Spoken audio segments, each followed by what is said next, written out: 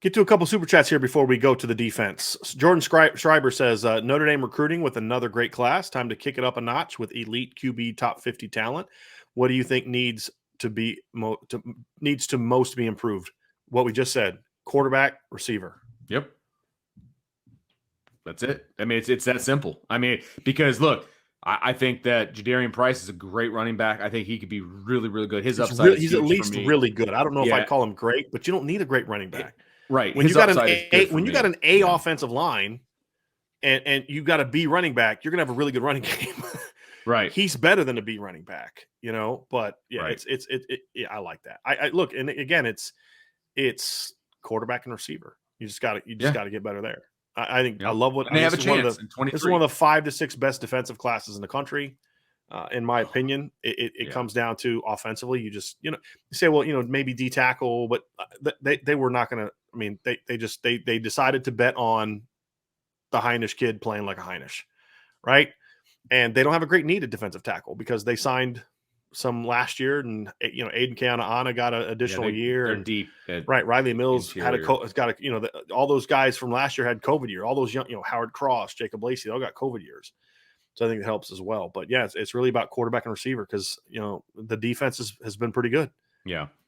Jay Wiki Jr. with a super chat. Thank you for that, sir. For what it is, a class where BK left very late in the process. I think it turned out well. It could have been so much worse. I'm glass half full, and you should be. Yeah. I mean, look, we talked a lot on the earlier show, Vince, and you used to listen to a little bit. Did they mess up at receiver? Yeah. Did losing Devin Moore sting? Yeah, it did.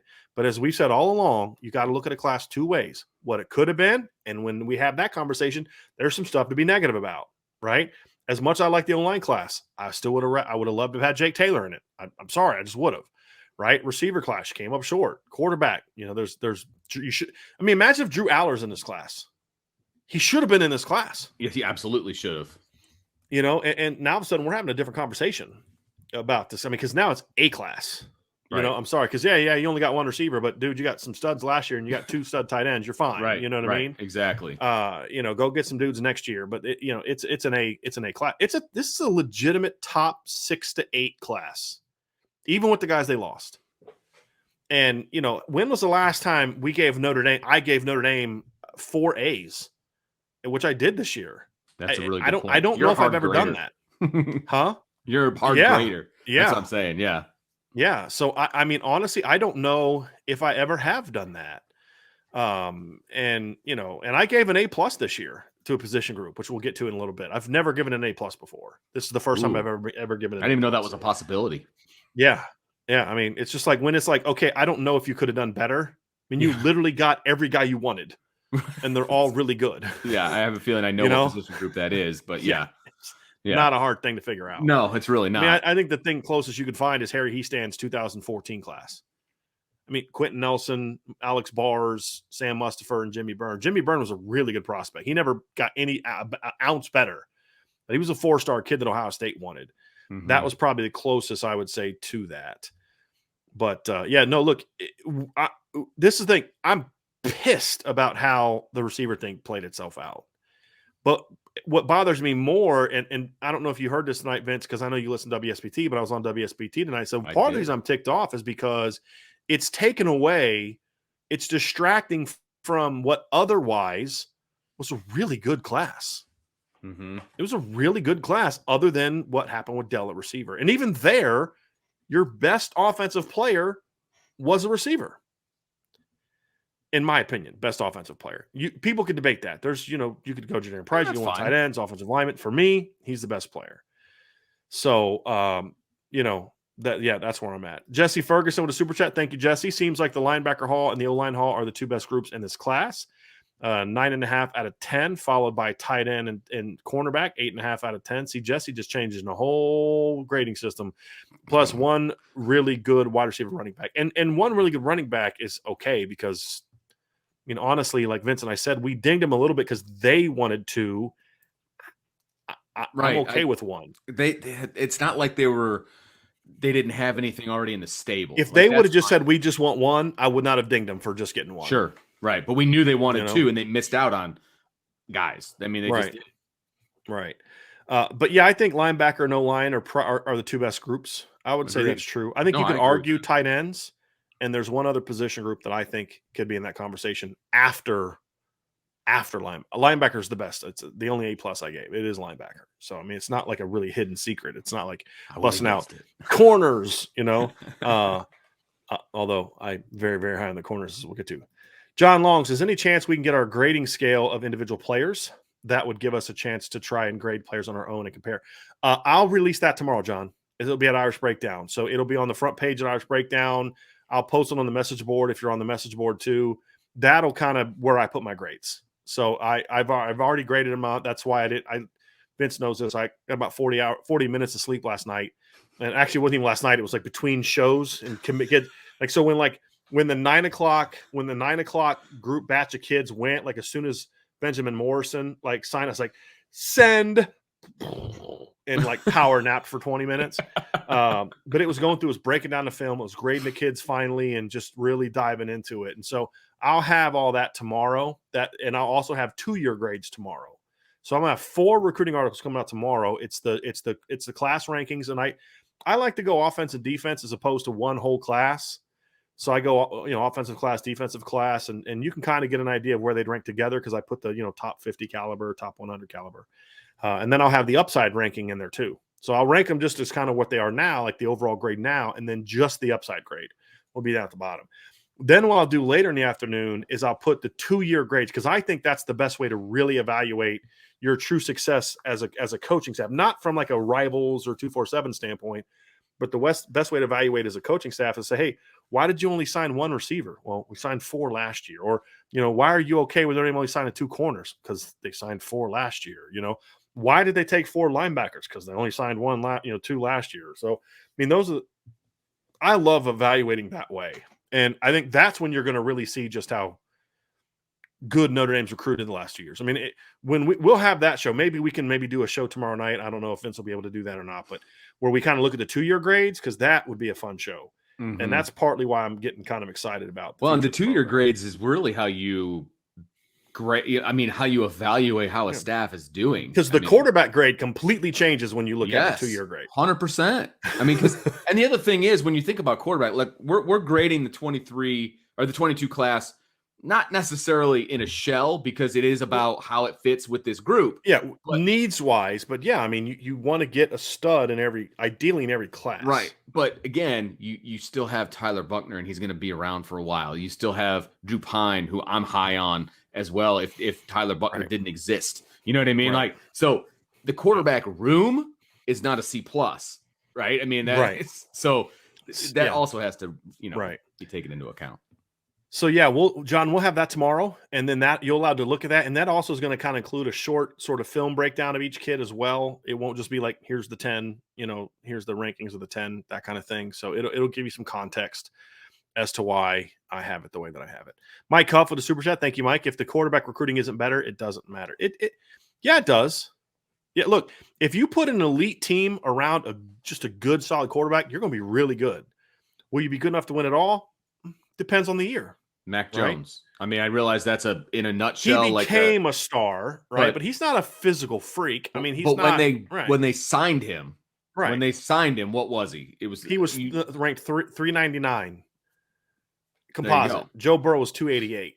Now, I am not advocating that that's the bar that Notre Dame has. Okay, that is not what I'm advocating at all. Right. I'm saying you can win with a guy who spreads the ball around and does what he needs to do. Well, Alabama won the title in 2015 with Jacob Coker.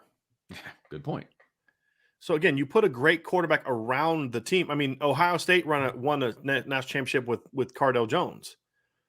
So it's not unheard of to have. It's just so happened that in recent years we've seen great quarterbacks kind of be part of great teams. Right. But if you take Joe Burrow and put him on Vanderbilt's team, guess what? Vanderbilt's not a national champion. I mean, that's just the way that it is. So yes, quarterback recruiting has got to get better, but I don't think quarterback is this thing where it's like, if you don't have Trevor Lawrence, you're going to suck or you can't win a title. Right. I don't necessarily, because, I mean, Tua 1-0, right? I mean, as a starter, he came off the bench and won one, but as a starter, Tua never won one. Justin Fields never won one. There's been some great quarterbacks that never won a title. Right. Because the other teams were tended to be better. Corey D with a super chat. Thank you, Corey. Forgive me if this topic was already discussed. I had to step away for a moment. Is Reese still talking to Bradshaw? Is the latter still an option? So as of today, I talked to Xavion. Says he has not heard from Notre Dame in a long time. So barring them changing course, he didn't sign anywhere, right? He's going to sign in February. Okay. So maybe they could get back on him, but it just appears that they don't. And I've heard that it's Coach Alexander that does not think highly of him as a player, which we understand why. He likes big, tall, easy to coach guys. Right. Ready-made. Yep. Alan Watson with super chat. Thank you, Alan. Sorry if I missed it. Grandkids had Christmas pageant. Very cool. What did you think of the player intros with Coach Freeman? I thought that, like, to me, they kind of got old after about 4 or 5 of them, just because they were all kind of the same. They were all very similar. But I think they were really, in general, they were pretty awesome. They're really well done. They're very similar, but they're meant for the kids. Yeah. Right. Exactly. And so Nolan Ziegler is not looking at 21 of them. He's looking at his. Right. It was pretty cool. Right. I thought the concept was really cool. I mean, the concept was awesome. From all over the neighborhood. I mean, all over and town. Famous people. Brady Quinn was in one. And, I mean, they had tons of former Notre Dame guys. Mm-hmm. I mean, Joe Theismann was in one. Yeah, right. Hannah Storm, because she went to Notre Dame, obviously. Oh, yeah, I didn't see her. Which one was she in? I don't remember. I watched most of them. Yeah. But, they had very famous people in there, which I thought was really cool. And I thought the concept was really cool. So I will agree with you on that. And I thought not only was the concept cool, but the execution was really well done. Right. It was really, really well done. It wasn't cheesy. I thought it was acted well, all of that crap. So, but yeah, I thought I was impressed. Yep. All right, let's get to some more super chats here. I think that might be it, actually. So we haven't had a lot, which is totally fine. Which is fine. Yeah. Vince kind of seemed like he was secretly kind of disappointed in y'all. What's up with that, Vince? No, I will not at all. I'll tell you who I am disappointed in. Somebody called me the Dell Alexander of co-hosts early on in the show. Didn't appreciate that one. Just gonna say it. Yeah. When you said Vince, I was running late. Is this comment for us? I don't No, not sold on Buckner. Is there a conversation going on? Yeah. Okay. There's a conversation going on about Bo Nix and Slovis and yeah. No question. So Mike Huff says, so quarterback and wide receiver hunting the next month or so. Yeah, I would say so. Yeah. Again, maybe portal, maybe high school, but yeah, they're gonna have to. Yeah, I'd be curious. Receiver, especially. Yeah, more so receiver than quarterback for me. I wouldn't be upset if they didn't bring in a quarterback from someplace, but I would understand if they bring in a depth piece. I don't bring in somebody that you're going to promise them a starting spot or anything like that. Right, and depth piece is all they need. Right, because you say, well, if they go to their third quarterback to San Jello, well, how often a team go to their third quarterback? 2021. Right. Exactly. I'm just saying. All right, Alberto, 1:16 a.m. here. Wow, that's really late. He's in Spain or Portugal. Spain or Portugal. I can't remember, Alberto. I'm sorry, man. Keep up the great work, friends. Yes, we will. Thanks, man. And appreciate you being with us today. Told you 40 minutes of sleep. TJ Fallon, super chat. Thank you, TJ. Which one of the freshmen is in the rotation or a starter next year? My bet is Junior starts at Mike. I wait till I find out who comes back first. Exactly, because if Bo comes back, he's starting at Mike. I mean, I think so. Or JD moves over and starts at Mike. There you go. Now, could he start at Mike at some point in time? I mean, Junior's going to show up as a grown freaking man. Okay? And he could rotate, because remember, Marcus Freeman wants to rotate guys. And I imagine TJ's thought process isn't like someone that starts because of injuries. It's like who wins a job. Right. I think at least 3 linebackers will play. Now, will they be starters? I don't know. Right. I think Benjamin Morrison and Jaden Mickey are going to have a chance to play. And don't be shocked if Jaden Mickey's the nickel next year, especially if Tariq Bracy doesn't come back. Well, Tobias Merriweather, I'm sliding some chips over into his corner. Depending on who the wide receiver. He's got to play. He's got to play as a freshman. He's got to play. He's the only guy on offense that I'm like, yeah, that guy's got to play. I mean, Jadarian could play as a freshman. I mean, if Jadarian Price has to play next year, they're fine. But that's some dudes ahead of him, right? He's a dude, but he's got some dudes with more experience ahead of him. The tight ends, they don't need to play. None of the offensive linemen, they need to play. So, defensively is where it's at. I think Tyson, I know they kind of threw water on that today in the press conference, but I think Tyson Ford is going to be a kid that's going to be a little bit difficult to just not play at all next year. Same with Aiden Gabera. That's especially true if Foskey goes pro. But I think the linebackers are gonna. I think we're gonna see. And look, those kids I think are all gonna be on special teams next year. Yes, no, absolutely. I think your special teams could be dynamic with a lot I don't of think any of them are these necessarily guys. 5-year players. Yeah. Maybe junior, but even nope. I don't think any of them are. And we have another super chat here. Okay, I got this one from Chris. So I answered Chris's question. We said T. Higgins, right? So Yep. that was one I jumped on earlier. And I think we're Thanks, we're Chris. good, Vince. No, there's a few more towards the bottom. Oh yeah, I see them popped up. Yeah, Yep. I see them. Missed those. Wow, there's a lot of comments. I love the chat. I love the chat going on. Hopefully, it's all being respectful. I think it is. Yeah, I would was kind of imagine this. monitoring. People saying that CJ Williams did not sign today.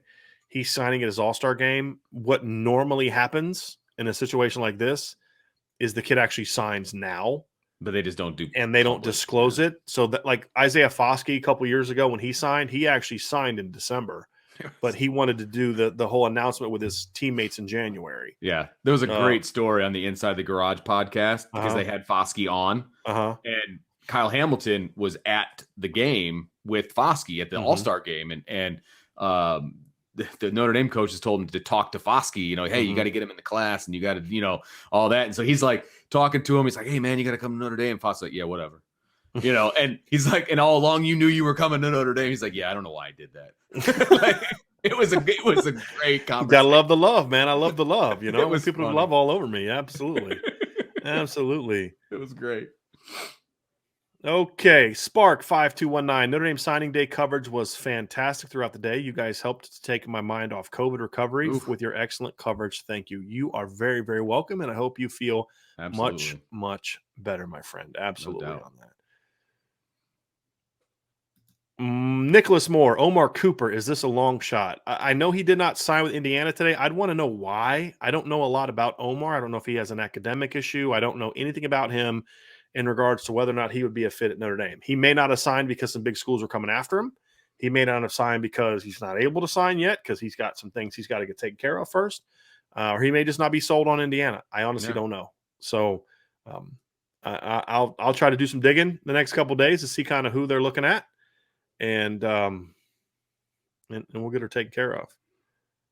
All right. Gregory Gilbert.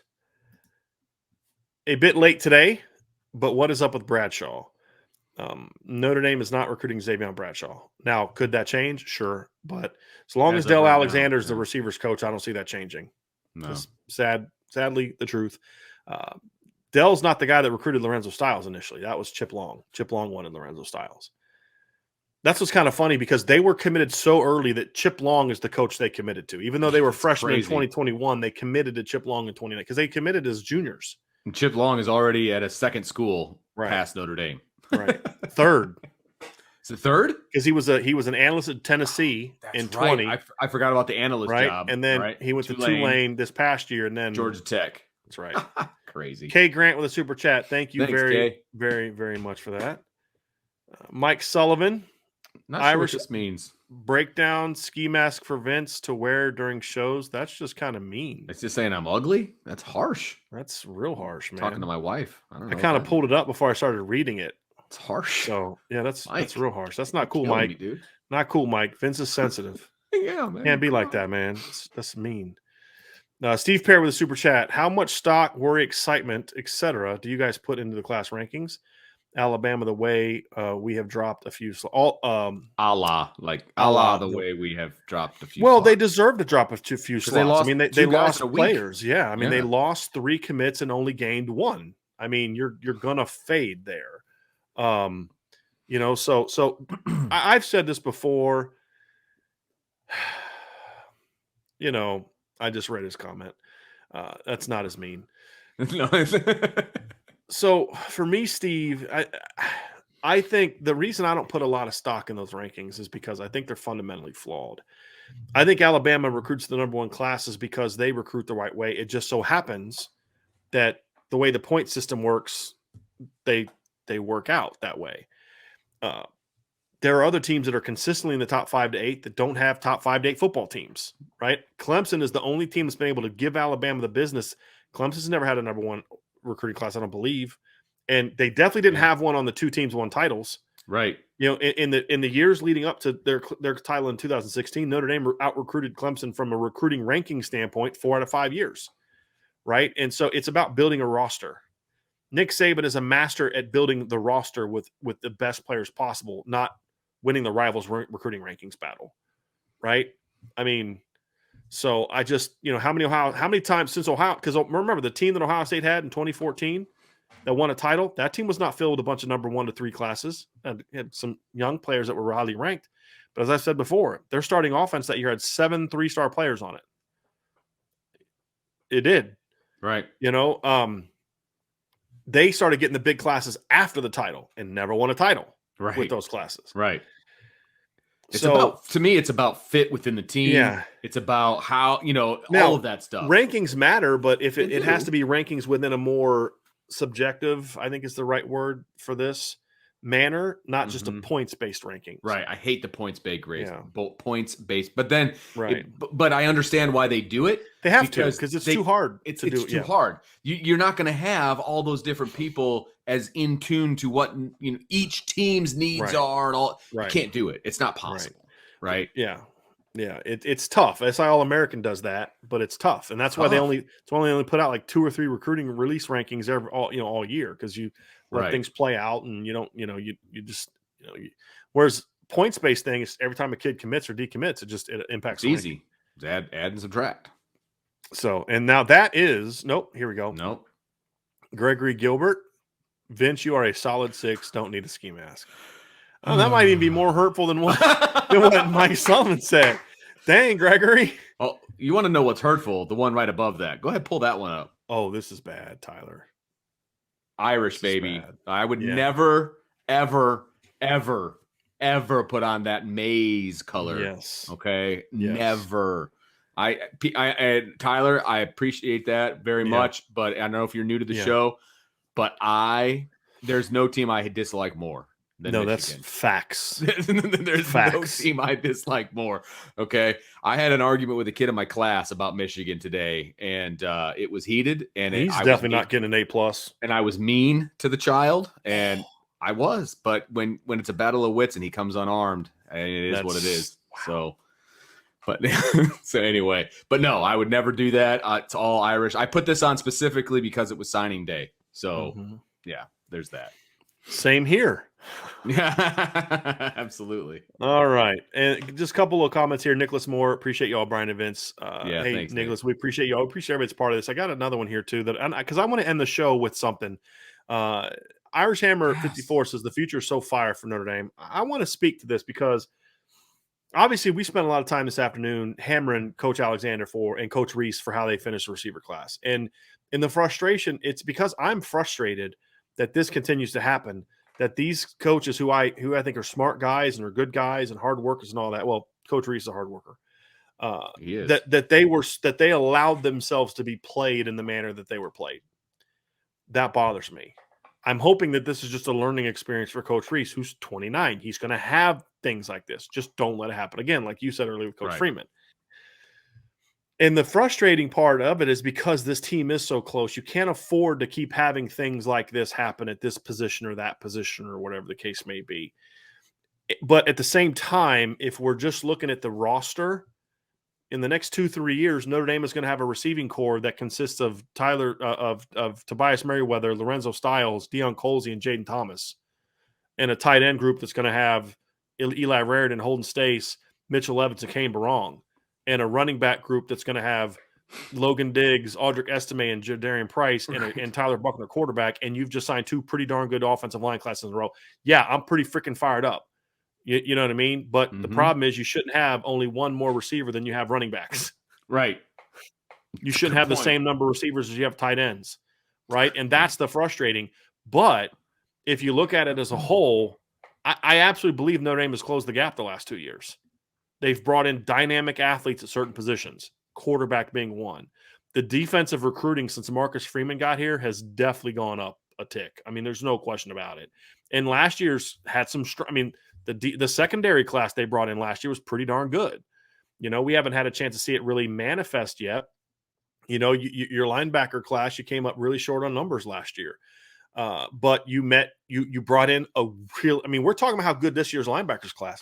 Hey, let's not forget that every single one of those kids is going to have to beat out Prince Collie. Yeah, exactly. Right? Somebody in the chat said, I hope Prince Collie doesn't get pushed to the side. Right. That's not going to be a problem. If he's not going to get pushed to the side unless somebody just flat out beats him out. But there's going to be competition. Right? Yes, and that's how it should be. Which is great. But they can all play. They can make room for 5 kids in this rotation, and especially in a 3 to 4 down defense. The point is, this team has definitely moved the needle the last couple of years, and especially when you look at the defensive class that Coach Freeman Coach Freeman and Mike Mickens and Mike Elson are bringing in. It is a really, really good defensive class it's like Notre Dame, I feel like for the last couple of years has been kind of just slowly closing the gap, and it's slowly because you keep doing great at certain things, but then you choke or you just don't do what you need to do in others, right? Right. But they've been slowly closing the gap. What they did this year is they kind of like skipped the line, right? Like, they put in the cheat code a little bit this year, and kind of like jumped a couple spaces ahead with the job that he did. And, if you get the receiving core you should get, you close it even faster. Well, now let's go out and do it again next year. That's the staff's motto has to be, hey, look, we did a great job. Next year's got to be better, and we can't make this mistake again. Right? Because there are a lot. This is as close as Notre Dame has been since 1993 to truly having a roster that is elite. Correct. And so, yes, to the question from Irish Hammer, the future is so bright. And I think a lot of the excitement comes from, for me, and I'm going to speak for everybody, for me, is I feel like the biggest stumbling block that Notre Dame had to a championship is now in Baton Rouge. Yeah. It is what it is. Now And Marcus Freeman has to prove that he is the guy. We don't know the answer to that yet. But at least no question. I feel like, hey, I'd rather try to find that out. Yeah, if there was no coaching change, my response to this class would be this erases the excuses. Right. You know what I mean? I am not anticipating those excuses coming from the current head coach. Didn't sound like it today. Right. Exactly. He sounded like he was kind of not upset about the class, but like unfinished business. Like, right. It's not as good as it should have been. Yeah. And I'm going to have to go find – there was a comment he made that was kind of like that. Like, it was good, but it wasn't as good as it should have been. Yeah. And that's how competitors got to be. I love that. He's not going to give the excuses that we've heard in the past. So right. My comment has no bearing anymore, but it would have been this erases the excuses because you don't have those excuses anymore, in my opinion. So, it's a moot point, which is great. Yep. Bronx ND fan with a super chat. Thank you, sir. Or I think it's a sir. Yeah, it's a sir. I remember I got an email from him. Gap closing. Thank you for all the hard work, IB. No better place to be. I agree with that. Lynn Sims Ford interview was bananas. If you do not know what he's talking about, earlier on the show, we interviewed Tyson Ford's mom, and she was awesome. She was throwing shade at Oklahoma. It was great.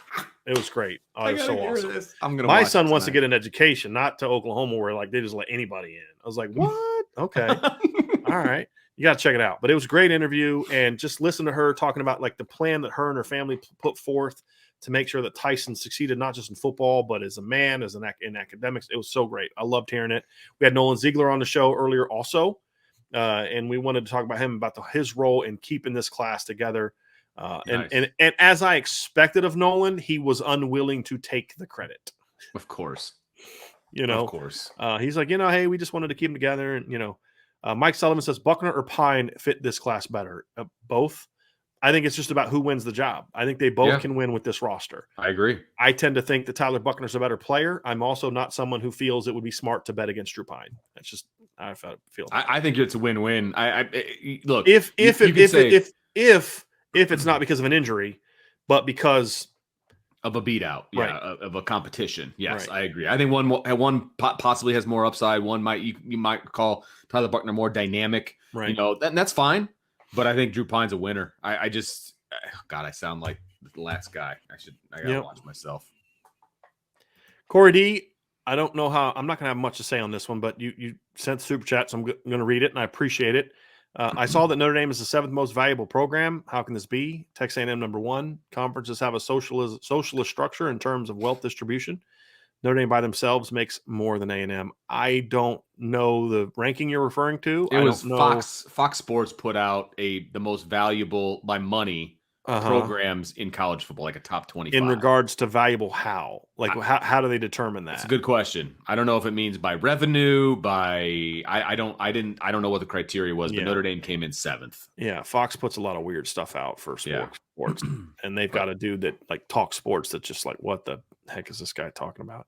But I haven't looked at that. So and I think they're probably referring to the sports programs as well, I would imagine, not the institution. So this isn't like an endowment situation. This is probably, I would imagine, more of a sports thing.